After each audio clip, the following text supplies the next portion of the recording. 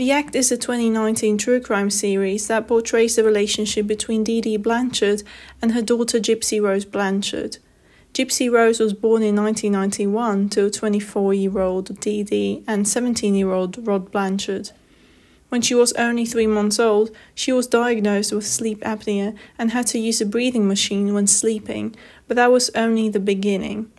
At the age of 8, she was diagnosed with leukemia and muscular dystrophy and ended up on a wheelchair with a feeding tube.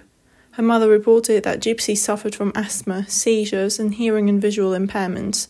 But while everyone pitied the mother for struggling with such a sick child all by herself, Gypsy Rose suffered in silence.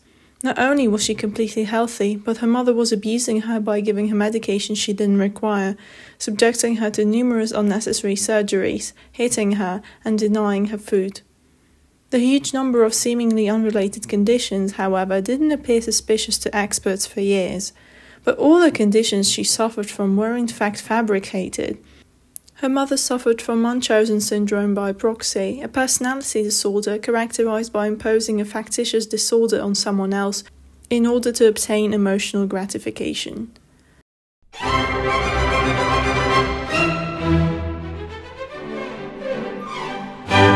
What are the roots of this condition? Why would anyone's personality mutate in such a way as to invent that one's own child is sick and perpetrate her abuse? We're going to look in depth at the circumstances and neurotic processes that could potentially lead to development of Munchausen by proxy, as well as consider case evidence today to construct a psychological profile of individuals suffering from it. MBP origins. Before we get to the exact psychodynamics of MBP, let us consider different origins of this disorder. Learned behavior. As a child, one finds herself in a culture of excessive illness behavior. Frequent hospital visits become associated with their relieving effect. It could have been that one's mother herself had MBP, and perhaps being sick is the only way the individual gets the attention of the parent, which is seen as positive. Possibly, the pain that accompanies these procedures can be seen as punishment, whereas attention when sick is reward. Conditioned in such a way, using this approach can be repeated on one's own children, as can be seen in this case, for example. Need for paternal surrogate. Munchausen syndrome by proxy, in which a seemingly caring and concerned mother is simultaneously harming her child, can best be understood in terms of the mother's need for a relationship with a physician that is rooted in a profound sense of early abandonment. This understanding broadens the definition of perversions. The infant in this sadomasochistic interaction is dehumanized and is used as a fetishistic object to control the relationship. Reports Schreier in 1992. I would add that it doesn't necessarily have to be a physician, it can be a collective element too. The point is that the individual is looking for a paternal surrogate. There are cases in which gratification obtained from misleading the community is enough, even without contact with a physician. In such cases, not that much is different. Having outwitted the community, the individual regains the sense of power and recognition. To understand what is meant by a fetishistic object in this context, we have to look at the origins of the word fetish and its usage. The word fetish comes from Latin factitius, artificial, and facere, to make. The concept of fetish was developed in Portugal, where it referred to objects reserved for religious purposes such as charms. Fetish thus tends to be a human-made object believed to have supernatural powers, or an object that grants one power over others. Fetishism is therefore essentially attribution of special powers to an object. It was only Freud who used this term to refer to non-genital objects used to achieve sexual gratification, but this is not entirely right, as the psychodynamics behind this, even with sexual connotations, tend to be more complex. We can clearly see how in MBP, the child is used as a fetish to obtain power. Pathological idealization of the father. The physician is an ideal receptacle for the idealized image of the father. Sometimes the father need not have been absent. Perhaps the father was a strongly idealized figure, but some event shattered the idealized image, followed by a plunge into depression. Note that we deal with one's inner representation of the father and his traits, which is why the surrogate can take other forms as mentioned before. Child as a threat. In child abuse, the child is often experienced as a threatening object or an object of hatred. This would seem as a huge paradox, but it may result from projection, as we'll see later.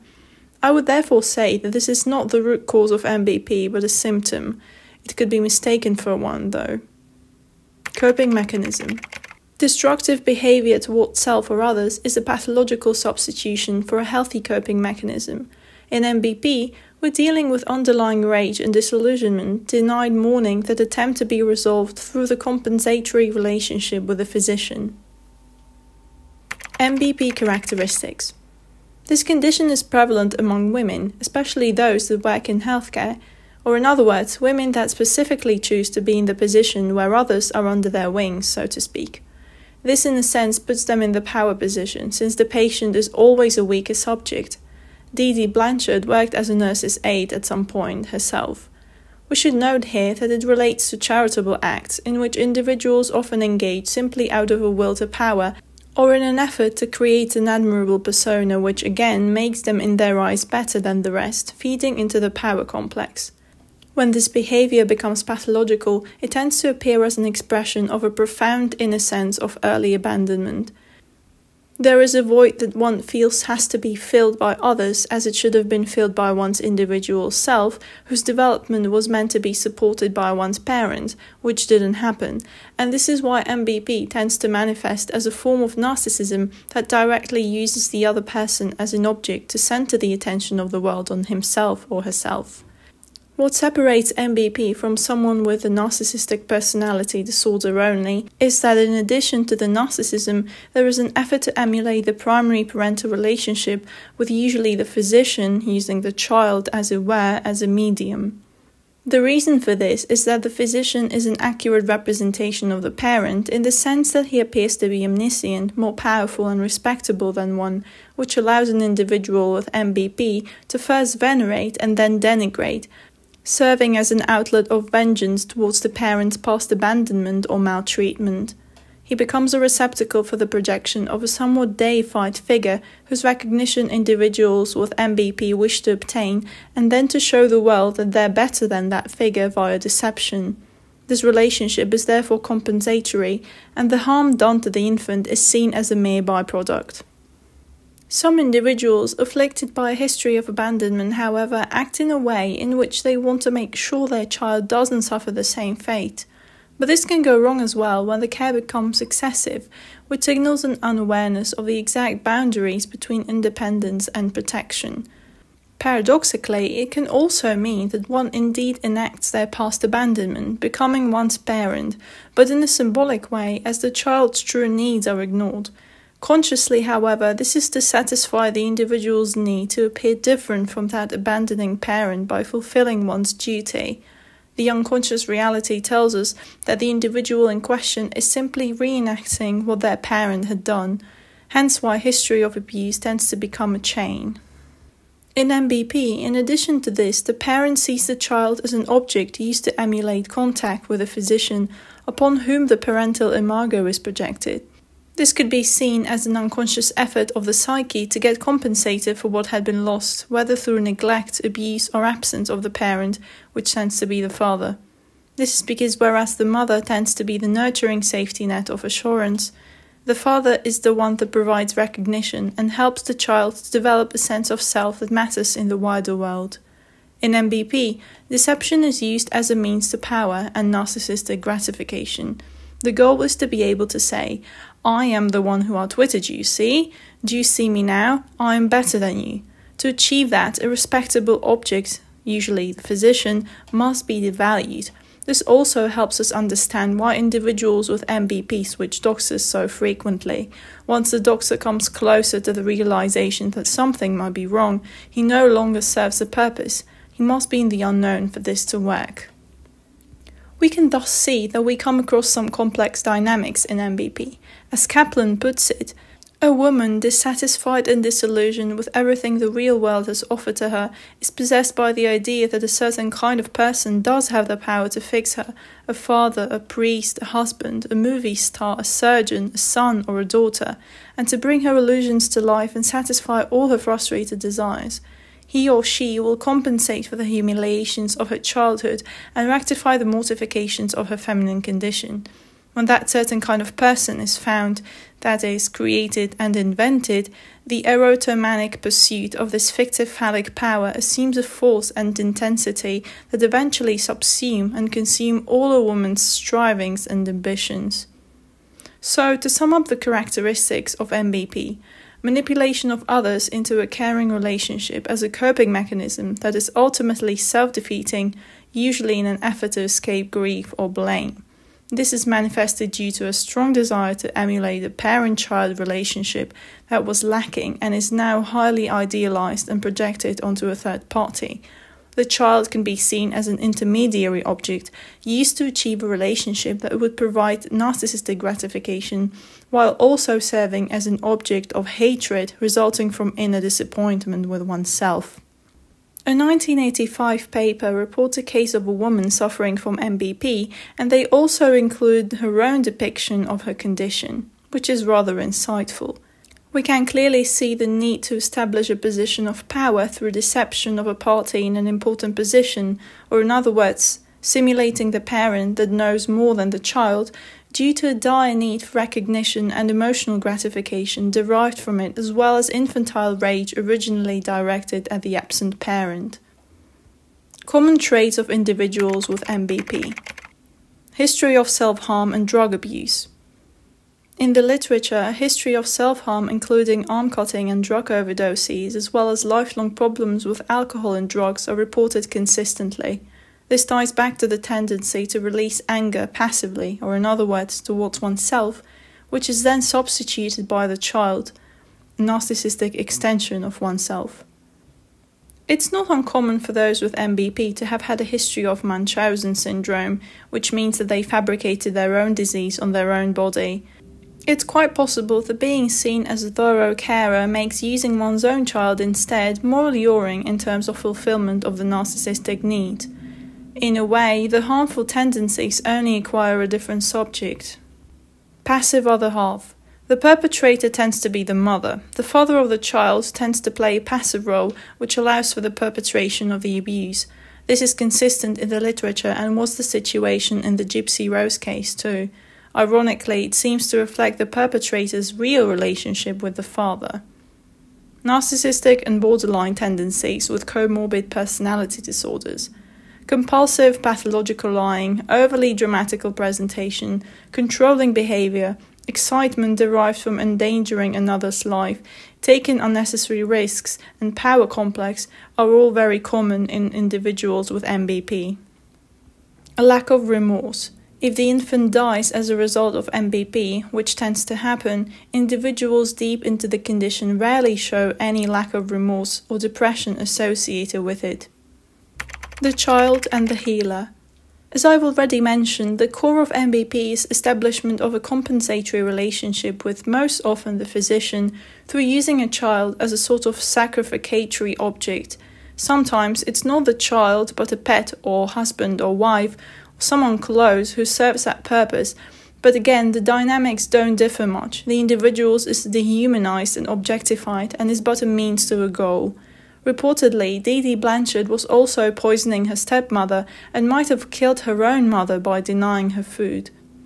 This presence of a mediatory object, namely the child or another representation of an object that one is seemingly taking care of, is interesting also because of the mythological importance of the symbol of the child.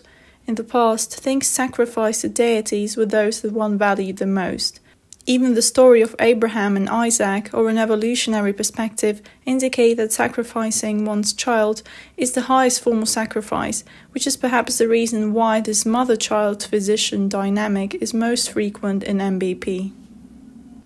The divine child is regarded as a symbol of the self in Jungian psychology. Every individual is first a child, a mental state of yet undifferentiated consciousness. In adults, we could perceive the child as spontaneous intuition that either saves the situation or destroys it, as the results of spontaneous actions are quite unpredictable. Harm towards the child can be seen as a manifestation of the hatred towards one's own inner child. One blames for not having acted differently, not having achieved this or that, etc. In MBP specifically in relation to the parent. It's no chance that parents project their own unfulfilled wishes onto their children. They too are receptacles for strong projections. Through harm, control is established that allows the parent to sway the child in the direction they wish the child to go. Instead of realizing one's own potential and thus healing the relationship with one's inner child, the parent projects both the wishes and resentments towards it on one's physical child. The physician clearly refers to the symbol of the healer. In the past, the healer was also the shaman, the most knowledgeable individual in the tribe. As such, he was respected the most. He was a sort of a pinnacle of the pyramid of needs, so to speak. He was the parent of the society, the one that heals one's wounds, gives advice, and provides guidance and protection from evil. It only makes sense that such a figure would be a receptacle for the projection of the parental imago in our society. Resistance towards the effort of extrication. In addition, Didi punished her daughter for engaging in normal behavior appropriate to her age, for wanting to escape the tight confines of her mother's world and to become part of the wider world by establishing relationships with other people. The devouring mother, as in the case of the man-child, refuses to let the child grow up, for that would mean losing the position of power given to her by being the child's whole world. Single mothers tend to be especially clingy, since the child also tends to represent an unconscious lover substitution. It's often said that the mother's love is the ultimate type of love, but I would say that it is the child's love that is so remarkable. It's a love that persists despite imposed restrictions, abuse, or even severe incompatibility of temperament, albeit its source can be traced back to the child's helplessness. In a foreign world, the parent becomes the guiding light that knows it all and thus evokes a profound sense of admiration or awe. This dual relationship introduces us to the fact that the world is structured in the same way. A side effect is that it becomes the source of the primary conflict. Parent equals to something I need but also don't want. Ancient deities indeed reflect this dual punishment-reward character, and so we could say that they are projections of the parental imagos. The parent is indeed deified, be it a mother or a father, but we have to remember that no person can live up to such expectations, which is the ultimate realization of the child. As a result, the child realizes that it is the same kind of being as the parent. In a way, this extrication from the parent is a process in which the child has to become its own parent. However, this deification feeds into the parent's ego complex. It's therefore hard to let go of the energy coming from such a profound admiration and dependency that makes one feel as a savior, martyr, or a kind and loving person. This is especially so in Munchausen by proxy, in which this need of extrication threatens the parent's whole world, since he or she needs the child to establish contact with a doctor, to reap the fruits of admiration of the surrounding world, and sometimes even to obtain financial funds related to the child's fake illness. Solutions. So the most important question as usual is, what can be done when such a strong psychic complex overtakes the personality? First of all, one must realize the projection, which must be internalized. The physician cannot fulfill the role of a parent, and neither can he bring resolution to the inner sense of abandonment and rage. Individuals suffering from this condition are torn by, on one hand, a need for recognition of, and on the other, rage and resentment towards the absent parent. Projections often contain a means to overcome what I termed neurotic nodules, remnants from the past that one cannot deal with consciously. These, however, represent a vital problem in the psyche, which is why they have to be dealt with. For this, the projection must be internalized, and through its realization, the nodules can be eventually dissolved. For example, sometimes, out of fear of undertaking our own individuation, we project ourselves, the higher ideal of what we could become, on a charming personality that contains the traits vital for our personal growth. As long as this projection holds, individuation cannot proceed. One, as it were, walks the path that someone else has cleared for them already. By realizing that those traits can be developed within, we can once again embark on the journey of our own growth, dissolving the nodules of fear and resistance. In the case of MBP, the goal is to admit that abuse is being committed. If successful, the hidden low self-esteem behind MBP tends to come to the surface, and sometimes depression develops as the source of libido is temporarily shattered. One may resort to blame of self or others, suicidal ideation or psychosis too. But realization of this projection is the first step towards healing. However, since we're dealing with a personality with narcissistic tendencies, attaining this realization can prove to be rather difficult due to a lack of introspective abilities. The whole identity is wrapped around this complex. Just look at how difficult it is to change people's minds about non-vital matters despite presenting them with facts. Now imagine that, but 100 times stronger conviction. All you can do is present facts continually, but in slow doses, and hope for the best. What about Gypsy Rose? Since I introduced this video with a case of Gypsy Rose, let me address a bit about her actions as well. In her social isolation, of course she had no idea of the social norms.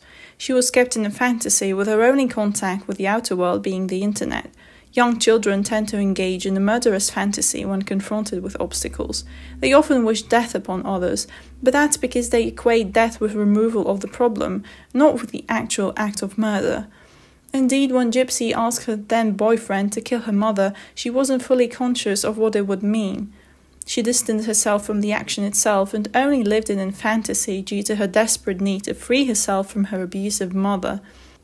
She acted the way she did because she was A. kept in a fantastical world by her mother, B. abused and kept prisoner, and C. unaware of the outer world and social rules, and so she chose to take the only way out that she could see at the time. In the end, I think that Gypsy Rose should not have been imprisoned. She spent her whole life in the shackles her mother put on her. What she truly needed was a supportive community that would have helped her with integration into the society. She seems to have married rather quickly, which indicates an ingrained need for stability, but without knowing how to approach it in a healthy manner. Because of the isolation, her mother was her only role model. It's quite possible her personality has been damaged and she may have developed sociopathic or narcissistic tendencies as a result, for which she needs a healthy environment vitally.